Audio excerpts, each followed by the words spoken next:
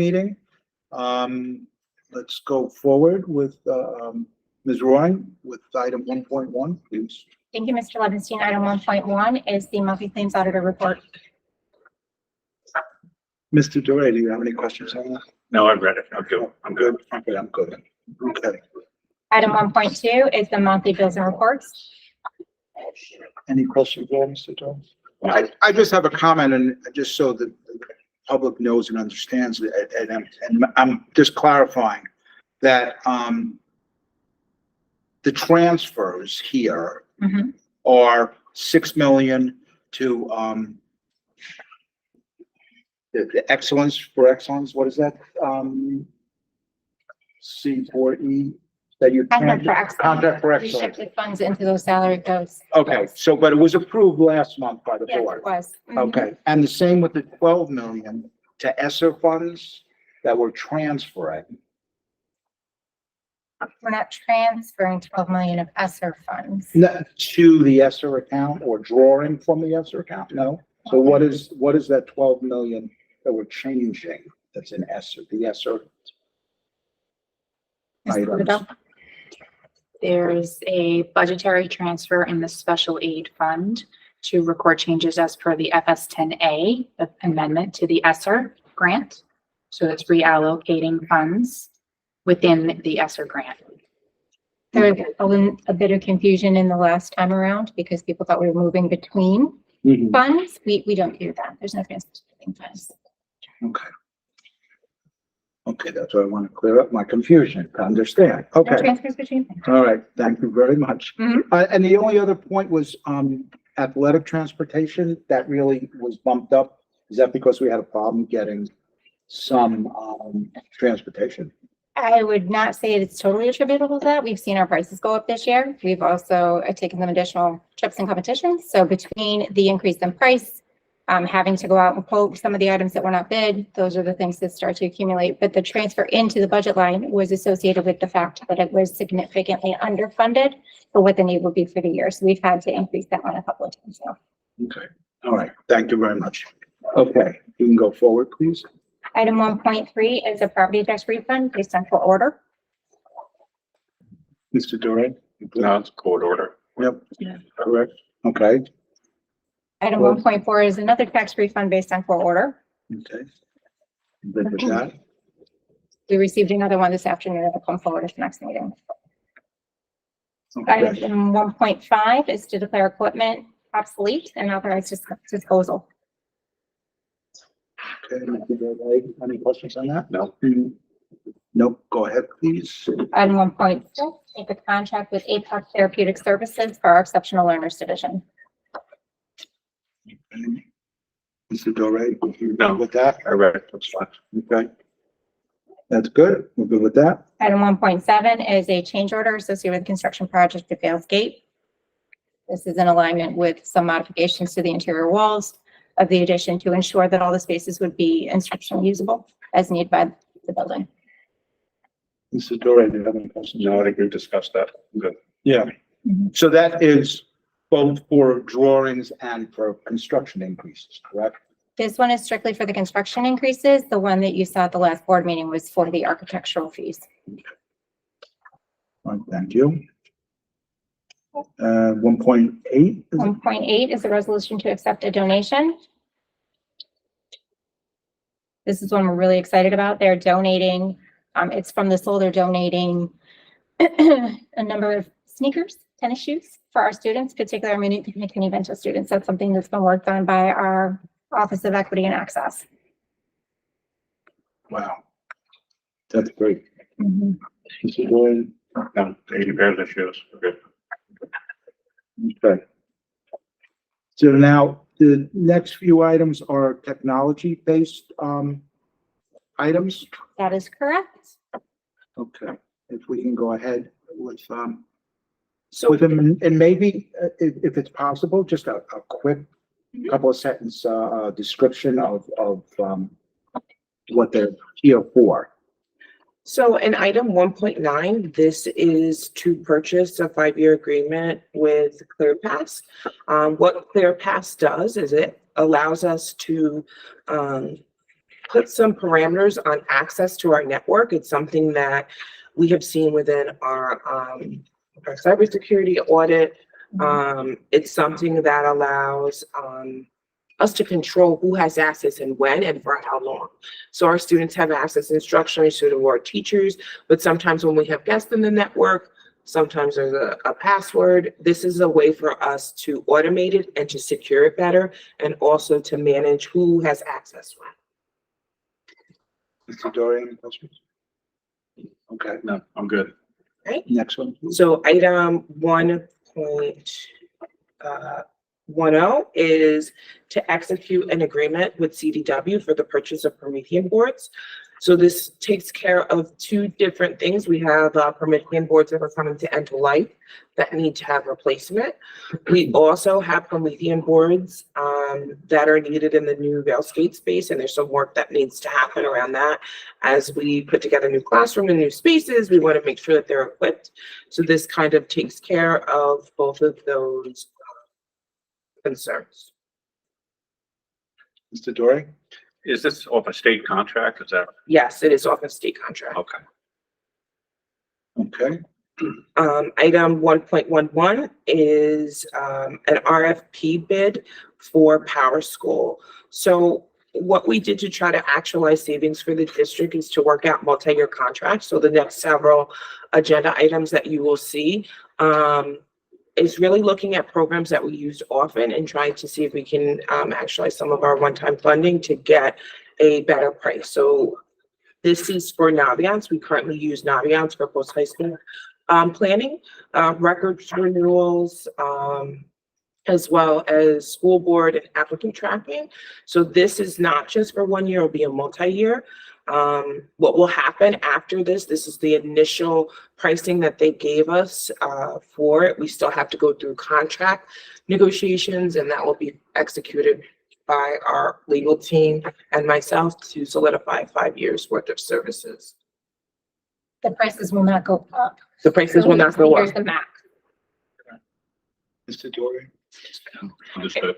And there's an annual opt-out clause. So if we choose not to go forward, it's like we're locking it in and making sure that we have those services. But we looked at products that we use, that we know the usage on it. So 1.12 is Entrada School Messenger. This is the program that we use when we get our lovely robocalls and different events like that. This is a way for our communications team to reach out to our parents. This also includes a chat module so that we'll be able to expand our communications, which is something that we've seen in surveys with parents and students, that they want to have that ability. So this is the contract for Entrada School Messenger. Mr. Dory? Any questions? Yeah, it's based on a cost per student, so as how often does that get adjusted? It doesn't really, I mean, they kind of give us a roundabout on the licenses. If there's a dramatic increase, you know, they look at our state reports, they look at what we report. If there's a 1,000 swing, I might get a readjustment, but for the most part, they look at our state reporting and enrollment. They also look at our rostering to determine that, but it's usually you know, we have a little grace in that, and that's also in the contract. Okay, thank you. There's another question on that. So the robocalls in general, they have the system set up where it could be a certain school or a certain employees or whatever demographics you need to contact. Right. You were able to subdivide it out. Yes, Okay. so School Messenger integrates with our student management system and with our staff management system to be able to come up with those lists. And if there's a specific list that we want to generate, we just come up with that list and we can pinpoint a certain group of students. The only other question I would make is phone numbers for parents. If it's fairly accurate what we have versus in reality what is. Right, so that's something that we've tried to encourage parents, whether we're at events, and I know that we had a wonderful community event where we encourage them to use portal to update. They have the access within their student and parent portal to update that email and that phone number as needed. Thank you. 1.13 is for our text help program. Our text help program really supports all of our learners, especially our exceptional learners, with specific tools to better read through websites and different resources. It allows them to make reading more understandable, and has a variety of tools that they use as well for literacy as well as math functions. Mr. Doreen, any questions? Is that a product we currently use? Yes, it's a currently well-used program within our district. Because it doesn't have just exceptional learners, but our general ed population uses it as well to highlight, to annotate different things like that. Text to speech.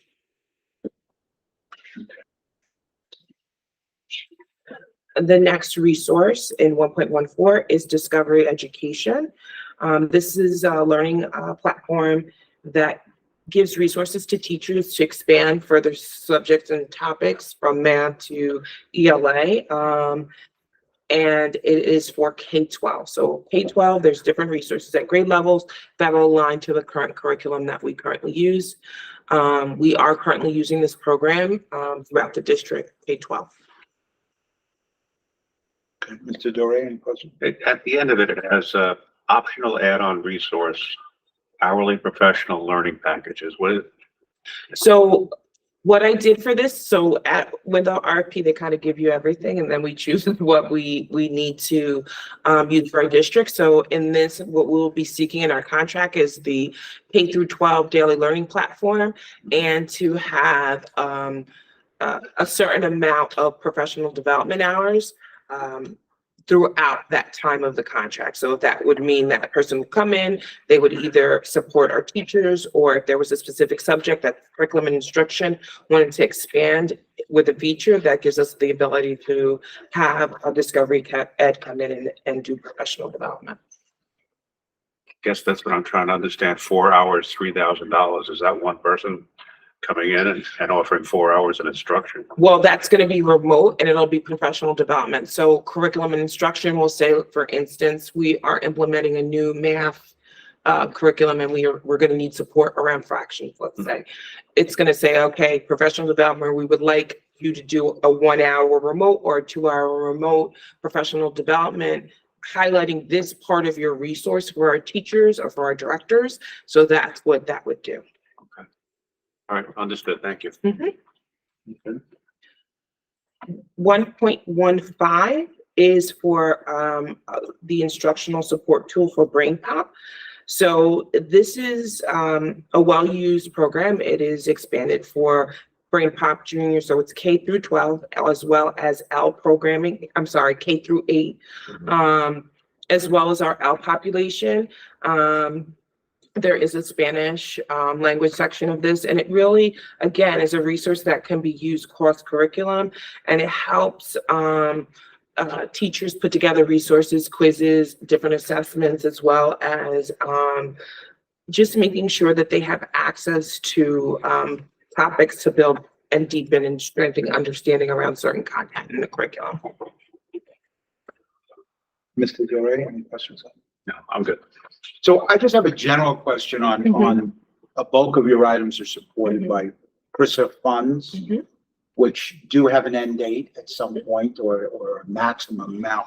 So do we have any plans going forward after that to continue with this? So this is the balancing act that I'm going to have as the director of technology. I have to look at usage. I have to look at the resources, make sure they're aligned to work with curriculum instruction to determine if that resource is still valid. And if there's things within, let's say, BrainPop that are available in Discovery Ed, how do I professionally develop my teachers to use Discovery Ed versus BrainPop? For these funds, I chose programs that I do have high usage because it's something that I know that the district is using, and the current programs that are funded within the general fund in next year's budget, I'm looking at the usage, I'm looking at the alignment to determine whether or not those programs are needed. During COVID, we bought instructional technology where the usage I'm not as I'm a little concerned about. Is this really a resource that teachers and students use, or is it something that I got to help me with a period of time which has now passed?